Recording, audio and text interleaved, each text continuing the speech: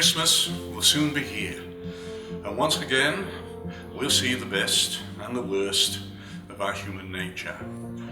We'll see lots of caring and sharing and family fun, joy of children, great acts of self-giving, and a desire to embrace the needy and the vulnerable.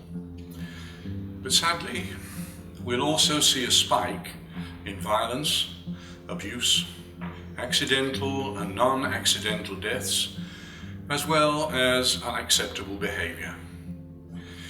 Well, as Christians, we believe that Jesus is the human face of God, and he has shared our human joys, our weakness, and our vulnerability. In Jesus, God has experienced all the stages of our uncertain and fragile lives.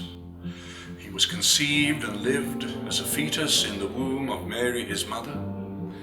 He was a newborn, enjoyed childhood, endured adolescence, and as an adult, lived through the ups and downs of human existence. Human life, in all its stages, has been experienced and is blessed by God and is precious to him. He was born into a loving family in which he developed physically, mentally, socially, and spiritually. He lived in a multicultural, multi-religious world, rife with political and religious extremists. He lived in an occupied land in which life was cheap, self-serving, violent, and brutal. He experienced the best and the worst of human nature as a refugee, a tradesman, a wandering teacher, a healer, a preacher, and eventually as a crucified, innocent victim.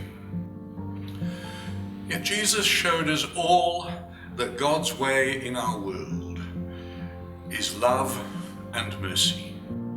Not the superficial, touchy-feely love that seems to govern our culture, but the love that is self-giving, working for the good of the one who is loved. True loving is hard and costly and needs to be experienced before it can be practiced. And Jesus experienced that love in the best place possible, his earthly family of a mother, father, and relatives. Now at Christmas, we celebrate the birth of Jesus, who has made God available, accessible, and approachable to each and all of us. As Christians, we must see beyond the visible celebrations, enjoy them, but also grasp the truth of this season and respect all life, especially human life in all its stages, because God himself has blessed them. So as members of God's family, I encourage you to be available to all, be accessible and approachable to those who, like the shepherds and the wise men, wish to worship and love the one whose birth we celebrate in this season.